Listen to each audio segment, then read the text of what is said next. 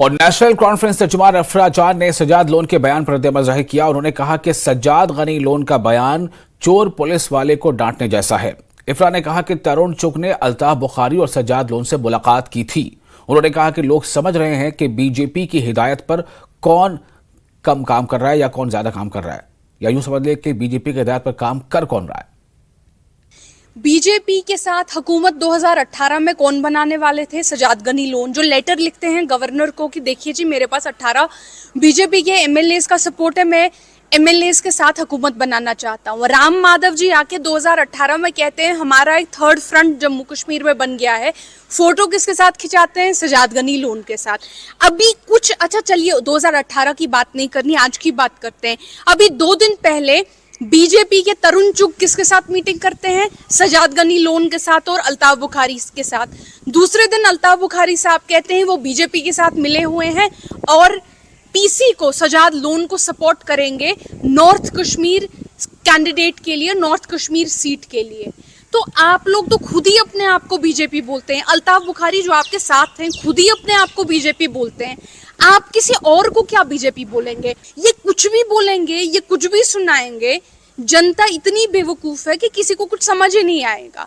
यहाँ अब एक बच्चा समझ चुका है कि आप किसके इशारों पे काम कर रहे हैं। अल्ताफ बुखारी जैसे, सज्जाद लोन साहब जैसे लोग बीजेपी को कितना भी सपोर्ट करें और गुलाम नबी आजाद जैसे लोग कितना भी सपोर्ट करें, it's not going to help. Sajjad Lone ने यह भी कहा कि हम कभी पर्सनल अटैक नहीं करते हैं, लेकिन जिस तरीके से बयानबाजी हो रही है, उन्होंने ये कहा कि जो फारूक अब्दुल्ला है वो मंदिर में जाते हैं और भजन करते हैं और फिर मुसलमानों की बात करते हैं। हम देखिए, पहले कहते हैं कि हम कभी पर्सनल अटैक नहीं करते हैं। आपको ज्यादा दूर जाने की बात जरूरत नहीं है। आप उनके स्पोक्स पर्सन के बयान देख लीजिए मेरी तरफ। एक औरत, मैं एक औरत हूँ, एक औरत को उन्होंने क्या क्या सुनाया है कि तुम एक औरत हो और तुम पॉलिटिक्स में क्या कर रही हो। आप तो गंदे पर्सनल अटैक्स करते हैं। आप तो औरतों पे, आप तो मेरे औरत होने पे आपने सवाल किए हैं। नेशनल कॉन्फ्रेंस की लड़ाई किसी मजहब के साथ, किसी तबके के इंसानों के साथ, किसी लोगों के साथ नहीं है। नेशनल कॉन्फ्रेंस की लड़ाई जो है वो बीजेपी की कट्टर सोच के साथ है। तो ये थी हमारे साथ इफ्रा जान। कैमरामैन शुआइब के साथ मैं काजिर फार, न्यूज़ 18 के लिए। और अपनी पार्टी के उम्मीदवार मोहम्मद अशरफ मीर ने फारूक अब्दुल्ला के बयान पर कहा है कि जब वो और उनकी टीम पार्लियामेंट में थी तो 370 मनसूखी के वक्त उन्होंने कुछ नहीं किया, वो इस्तीफा दे सकते थे। मीर ने कहा कि वो असल मसाइल से हट रहे हैं। उन्होंने कहा कि महबूबा मुफ्ती भी ऐसा ही कर रही हैं।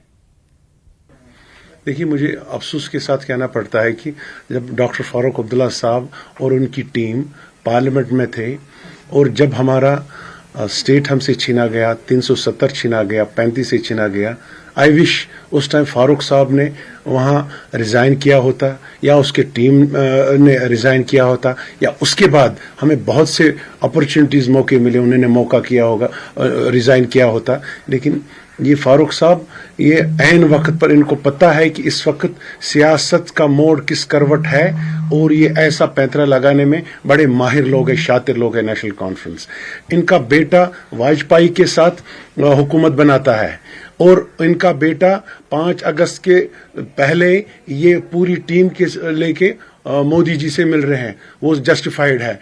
आज ये पैंतरा फैल रहे हैं कश्मीर के लोगों में, इनको इनका दिमाग वर्गलाने की कोशिश की जा रही है। इसी तरह महबूबा जी है, अब देखिए वो उन्होंने हुकूमत बनाई बीजेपी के साथ और फिर पब्लिकली अनाउंस भी किया, स्पीचेस में अनाउंस किया कि प्राइम मिनिस्टर साहब को पूरे 120 मिलियन लोगों का मैंडेट है, तो यही यहाँ के सारे मामला ठीक करेंगे, मुझे पूरी उम्मीद है।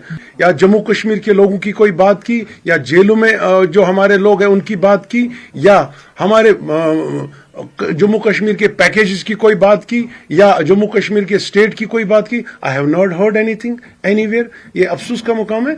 ऐसे पैंतरे इनको हमेशा आते हैं और इन चीजों में ये माहिर है, लेकिन आज लोगों ने माइंड बना दिया है। इंशाल्लाह वो चेंज के साथ है और जम्मू कश्मीर अपनी पार्टी को जीता।